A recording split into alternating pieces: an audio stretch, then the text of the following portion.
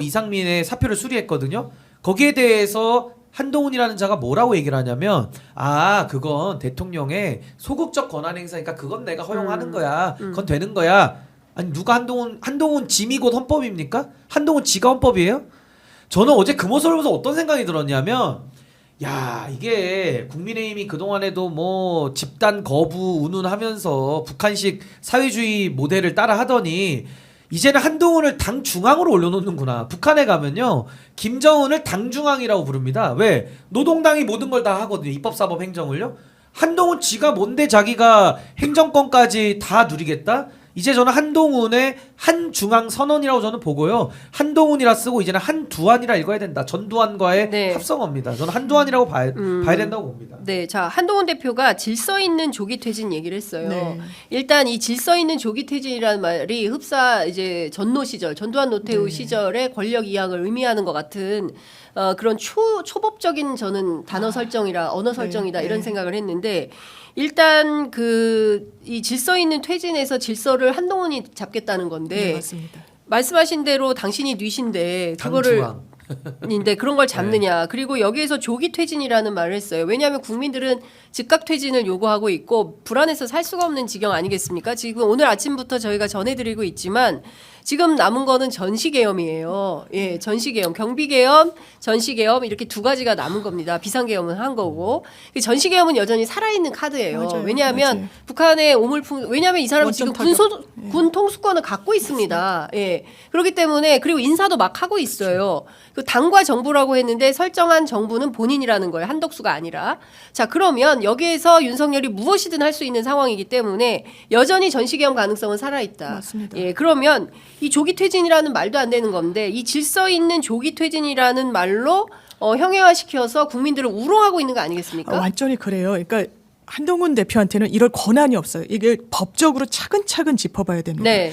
권한 대행이란 표현이 헌법에 나오죠. 권한 대행을 할 수 있는 경우는 아까도 이제 박 전 장관님이 말씀 주셨는데 대통령의 권위나 사고여야 돼요. 네. 권위는 죽는 거나 아예 자리를 비운다는 거 거의 이제 사망, 거의 사망이 아니라 그냥 생물학적 사망이 생물학적 전제되는 사망. 겁니다. 예. 예. 권위. 사고는 이제 탄핵같이 완전히 직무를 할 수 없을 예. 때 그럴 때 직무 수행이 불가능하니까 국무총리 아니면 그 정부조직법에 이게 부총리들 있잖아요. 경제부총리, 교육부총리 이게 순서가 딱 나와요. 과기정통부, 외교통일, 법무 그 순서에 따라서 권한을 대행하는 거예요. 여기도 여당 대표는 없습니다. 여당 대표는 어떤 법적 권한도 대통령의 권한 말 한마디에 그것도 윤석열 씨 말 한마디에 권한을 위임받은 게 정당하다는 게 지금 이게 언어 도단이지 무슨 상황입니까? 그러면서 처음엔 이렇게 이야기합니다. 즉각적인 뭐 정상적인 업무가 불가능하니까 즉각적인 퇴진 이야기하다가 조기 퇴진 이야기를 하잖아요. 네. 그러면서 국민의힘에서 솔솔 나오는 게 임기단축 개헌 이야기를 합니다. 네. 임기단축 개헌은 기본적인 골자는 일단 4년 중임제로 가되 5년 단임제의 폐가 너무 크니까 그리고 지방선거랑 대선의 일정을 맞추자는 거 아닙니까? 네. 그러면 지방선거 대선은 더 그 뒤니까요. 지방선거가 언제 있는지 아세요? 2026년 6월 3일에 있어요. 통상의 논의의 흐름에 따르면 그때까지 대통령을 지켜보자는 겁니다. 물론 한동훈 대표 이렇게 이야기를 합니다. 직무집행을 하더라도 박근혜 때 봤을 때 한 5개월이나 걸린다. 빨리 퇴진할 수 있는 안을 내놓으면 되는 거 아니냐. 저 기대할 수 없습니다. 못 내놓을 겁니다. 지금도 당에 정권을 주겠다. 일임하겠다 했을 때 바로 기사가 어떻게 나옵니까? 친한한테 준 거야? 친윤한테 준 거야? 친윤한테 준 거라고 이랬어요. 이러는 게 지금 집권여당의 수준이자 현실이에요. 네. 3개월로, 2개월로, 한 달로 그런 논의할 수 있는 능력이나 의지나 있습니까? 저 그거는 정말 불가능한 카드라고 생각합니다. 저는 혼란을 바로잡기 위한 유일한 길은 헌법대로 해야지만 저 혼란을 줄일 수 있다고 생각합니다. 예. 지금 법 아닌 걸 가지고 하면 그 말 한마디 가지고 또 누가 권한을 줬냐 초법적이다 또 해석상 다툼이 있고 더 혼란스러워지거든요. 그럼 저는 이게 내란죄이기 때문에 강도보다 훨씬 더 강한 범죄입니다. 내란죄는. 근데 한동훈 대표 입장에서 좀 질서 있는 퇴진 운운할 때가 아닌 게 한동훈 씨 집에 강도가 들어왔는데 칼 들고 질서 있게 나가라면 나갑니까 강도가? 아니 강도가 들어와서 칼 들고 협박하는데 질서 있게 퇴진하라면 강도가 질서 있게 퇴진을 하냐는 걸 제가 묻는 겁니다. 지금 군인을 동원해서 우리 애꿎은 장병들까지 다 동원해서 내란을 저질러서 국민들한테 총칼을 겨눴는데 네네네. 그 총칼을 들고 있는 윤석열 내란 수개범한테 질서 있게 나가자 어불성설이죠. 예. 그러니까 지금 이게 이런 겁니다. 국민들을 현혹시키는 거예요. 특히 이제 보수 유권자들을 향해서 맞습니다. 국정이 혼란해지면 안 되지. 누군가는 책임을 맡아서 진중하게 이 판을 잘 핸들링을 해야지. 이런 생각을 하고 있는 국민들께 자 여기 한동훈이가 있습니다. 한동훈이가 질서 있게 윤석열 대통령 직무 배제시키고 그 다음에 남은 임기 제가 잘 하겠습니다. 네. 그리고 야당이 민주당하고도 협의하겠다. 이런 아주 뭐라고 해야 됩니까? 저는 이제 겉과 속이 다른 이런 행태를 보이고 있는 아니 이제 것이죠. 슈퍼맨 되겠다는 거예요. 자기가 다 내가 정리했다 슈퍼맨이다. 이건데 예. 저는 하나만 한동훈 대표가 오해하고 있는 게 뭐냐면요.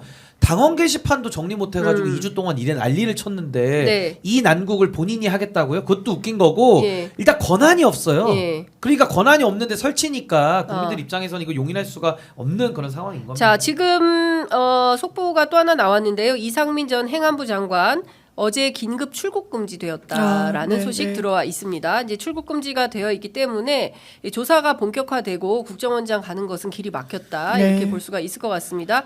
경찰이 이상민, 김용현, 여인형, 박안수에 대해서 긴급 출국 금지를 했다는 소식 들어와 있습니다. 네, 한동훈 대표가 공동담화 위원 논란에 대해서 여당과 계속 논의해 나가겠다. 근데 이 사람들이요. 자기들끼리 그냥 하면 된다고 착각하는 것 같은데 그러니까요. 어떻게 보십니까? 아니 여당 내에서도 권한이 없다는 이야기가 나오고 홍준표 시장은 당장 내려와야 된다라고 이야기를 하잖아요. 네. 그러면 한동훈 대표가 국민들한테 신뢰 얻을 만한 정치력을 보여줬습니까? 지금 말씀 주신 것처럼 그렇게 시간이 흐르도록 당 한 번 장악 못했어요. 그리고 어떻게 했습니까? 자기 당대표 되고 싶으니까 그때 흐름 딱 보고 최상병 특검 내가 받겠다. 안 받을 도리가 없다. 네. 공수처 수사와도 연계하지 않겠다. 했습니까? 말 한마디 입 한 번 뻥끗했나요? 못했어요. 봄이 되면 어떻게 하겠다 그랬어요. 목련이 피면 네. 김포를 서울로 만들겠다고 했던 양반이에요. 만들었습니까? 아니 만들지 못하더라도 선거에서 패배해가지고 못하더라도 국민들께 한 약속을 지키려는 최소한의 시도는 했습니까? 항상 말로만 잘하겠대요. 말로만 국민들 동료 시민 찾고 어떠한 강론도 없이 그냥 멋진 정치적 수사를 남발하는 정치인을 지금 계속해서 봐왔는데 이 엄중한 국면에 믿어달라고요? 신뢰를 달라고요? 그럴 수 있는 법적, 헌법적 권한도 없는데 그냥 자기를 믿으면 질서 있는 조기 퇴진 수습이 될 거라고요? 이거는 거짓말보다 더 나쁩니다. 네.